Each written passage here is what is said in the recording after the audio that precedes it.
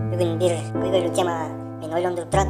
Жөн эле какча бербей, башкача бир жол менен түшүндүрүп көрөйүн деп ойлоп турам ошол теманы. Кайсы тема экенин азыр өзүңөр түшүнөсүңөр. Мен өзүм кылсам актерское мастерство жетпей койду. Ошондуктан башка бирөөнө кайрылдым. Анда сахнада актер.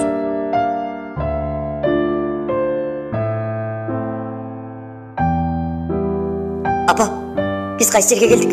Бул жак эмнеге караңгы? Муздак экен, апа. Дары жыттанып атат. Бияк мага жаккан жок, бул жерден кетеличи, апа. Апа. Тетиги ак халатчан кишилер биз жака келатат. Колдорунда бычак бар экен. Апа, коркуп атам. Апа, атам каякта? Ал эмнеге бул жерде жок? Ал бизди коргобойбу? Апа, эмнеге кетпей турабыз? Сиз мени боюңуздан алдырасызбы? Апа, суранам, андай кылбаңызчы. Мен сиздин эң жакшы балаңыз болом. Сизге бактылуу өмүр тартуулгум келет, апа. Сиз жумуштан келатканда алдыңыздан чуркап тосуп чыккым келет. Сизге эркелегим келет. Апаке, бул чечимизден баш тартыңызчы. Жарык дүйнөгө көз жарып абасын тереңдем алганга мүмкүнчүлүк бериңизчи, апа. Өз таманым менен жер бетин сезейинчи, апа. Бул дүйнөдөгү эң күчтүү адам болом. Сизди эч нерседен коркулбайм, апа. Мындай кадамга барбаңызчы, апа. Апа, мени кесип атышат, апа.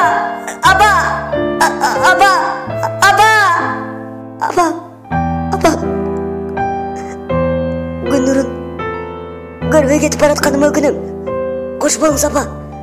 Мен сизди баары бир жакшы көрөм, апа. Апаке, апа, кош болуңуз, апа.